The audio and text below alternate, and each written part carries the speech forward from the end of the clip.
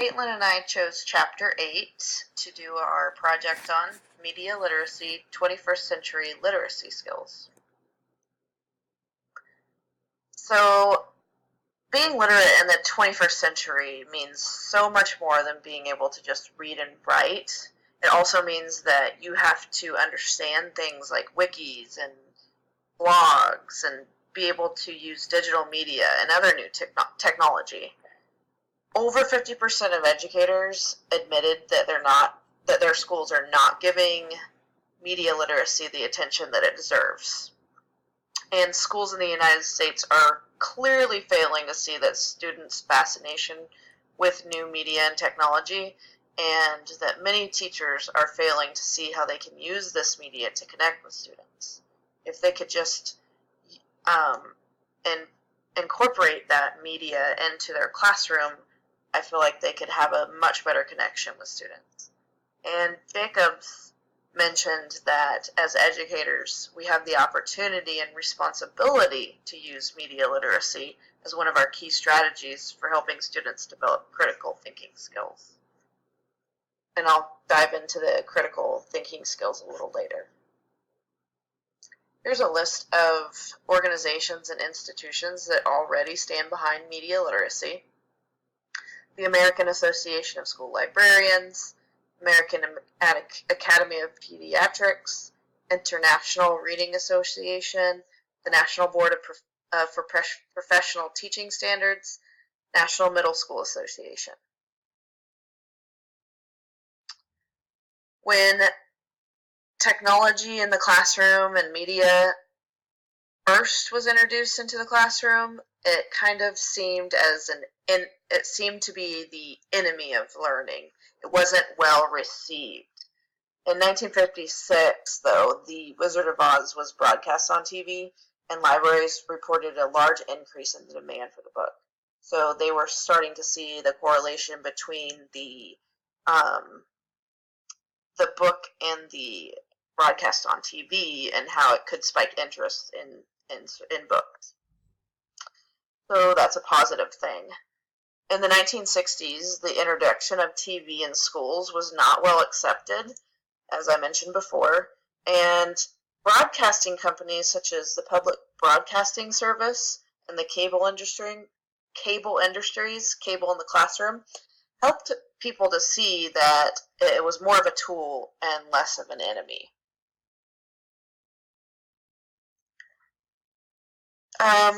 The history of media literacy continued here. Several media literacy curriculum were eventually developed and implemented in some schools in the 70s, 80s, and 90s. The National Association for Media Literacy Education is designed to help raise awareness for the need of media literacy education in our schools. And most states have implemented teaching standards that include elements of media literacy. However, not all states have implemented this, which I think is important. But I think we're headed in the right direction. Here's the critical thinking that I said I would talk about later. It's definitely an important element of media literacy. Have you ever heard teachers or adults say that kids or students believe everything they see, read, and hear? On the right, obviously this was just a little bit of a funny example, but this is the kind of like the National Enquirer type magazine that is saying that there's a bat child found in a cave. And I wouldn't be surprised if some of my students believe this. They do seem to believe everything they read and see on the internet. But Jacob says that even teachers who say this admit that they haven't had sufficient training in how to incorporate critical thinking about the media in their classrooms. But in order for our media literacy to be able to thrive, schools have to offer teachers the opportunity to have professional development in this area. So media literacy, what does it mean? This generation growing up now, we call the Google generation. They think that Google is the official library and their go-to when conducting research, but it's our responsibility to show them otherwise and give them trustworthy websites and direct them to trustworthy and reliable search engines. This is a fight that media specialists and teachers in schools have been fighting for years, and we will continue to do so. In 2007, the Partnership for 21st Century Skills stated that media literacy involves being able to do the following: being able to analyze media and create media.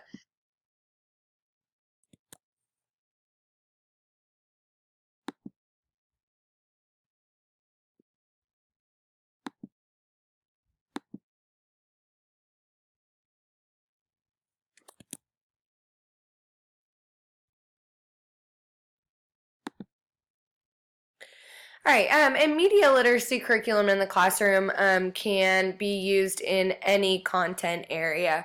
It can be used in English language arts, social studies, health, science, math, but there really is an avenue for each content area to be addressing media literacy curriculum in their classroom. There's a lot of benefits to using media literacy curriculum in your classroom. It can help you meet state standards as an educator. A lot of our standards refer to analyzing, becoming a critical thinker, understanding, producing media, and media literacy curriculum can help with all of that. Media literacy curriculum also allows teachers to bring a familiar culture into the classroom. This is meeting our 21st century students where they are, and it helps students become more engaged. And this can also appeal to at-risk students and increase retention rates. Media literacy curriculum is inquiry based, so students can be reflective and gain critical thinking skills. And this curriculum does encourage working in teams and groups, so students can learn cooperative learning skills. The next few slides are some applications that can work in different content areas. The English language arts curriculum works really well with media literacy. Students can use media literacy to practice writing, investigate advertising and film. One of the most interesting examples that I found was that students can study how films are actually made. They can explore the lighting aspect, camera work, editing, sound, and then students can create a short film to be used in class, and that can be used to teach any content area. Social studies, I think, is one of the most interesting ways to use media literacy, and I think if you talk to most social studies teachers, you would find that they are already doing a lot of this in their classroom without calling it media literacy. Social studies teachers are using primary sources such as photography, political cartoons, political advertising, and political campaigns. And if students are investigating these techniques, and if you are teaching them about how to critically think and how to look at a piece of media and be able to analyze that and look at what it means and see if there's any bias and analyze that, then we are doing a great job of teaching media literacy in our classroom. Another interesting aspect was digital storytelling. I think this could connect well to the previous idea from English language arts, and have students conducting interviews using a camera and microphone, and let students really explore that process of creating digital media. Health education is a really interesting way to teach media literacy. Students are immersed in media almost all day long if they could be.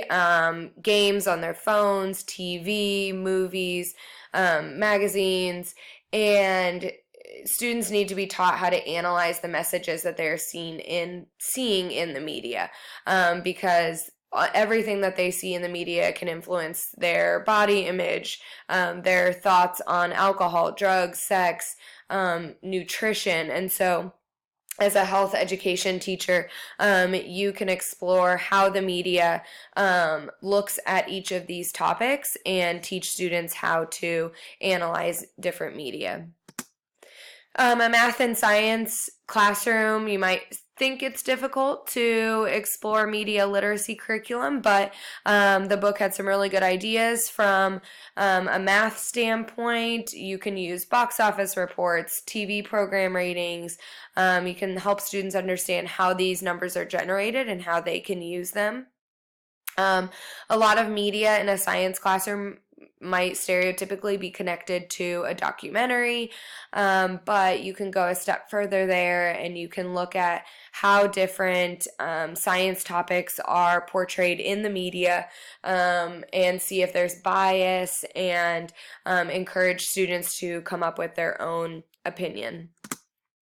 As an administrator, it's really important that we are pushing our teachers to use a media literacy curriculum in every single classroom. In order for that to happen, we are going to need to offer teachers opportunities to both learn about media literacy and learn how to implement that curriculum in their classroom. This is also going to mean purchasing textbooks or materials that support media literacy. And I think including parents in this would be a really important step for administrators. It's important that if we are teaching our students and our teachers about media literacy, that we're including parents in that conversation as well. Just a few final thoughts.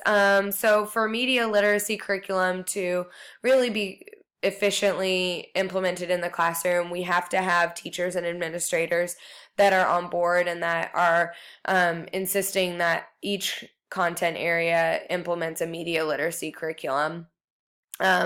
It's not going to be a separate class, but it should be able to be incorporated into all of our content areas. It's important that we train all stakeholders in media literacy, from our parents to our teachers. We want to make sure that we're giving our students the best opportunity to learn.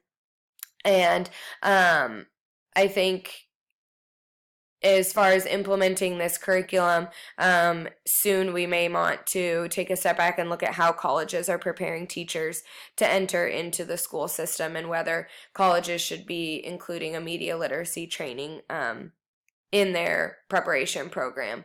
I think that our students have a variety of knowledge about media coming into our schools, and so it's important that our teachers, parents, and administration are caught up with them. Just a few discussion questions for you. Does your district have a media literacy standard? What do you think you could do as an administrator to make sure that they are being implemented? And which classes do you think it would be the easiest to include media literacy standards, and which classes do you think it would be more of a challenge to include these standards? Thank you for listening.